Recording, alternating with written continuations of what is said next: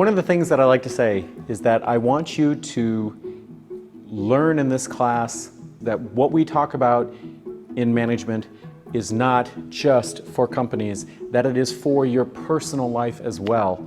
And so on the story of the family going to Abu Dhabi, the grandfather is going to Abu Dhabi in one car and the brother is going in another car. In that story, the decision to go to Abu Dhabi is planning. Deciding that the grandfather is going to drive one car and that the brother is going to drive another car, that's organizing. Figuring out how you're going to get there, what you're going to eat when you get there, that's organizing. Leading is convincing the younger brother or sister it's going to be a good trip.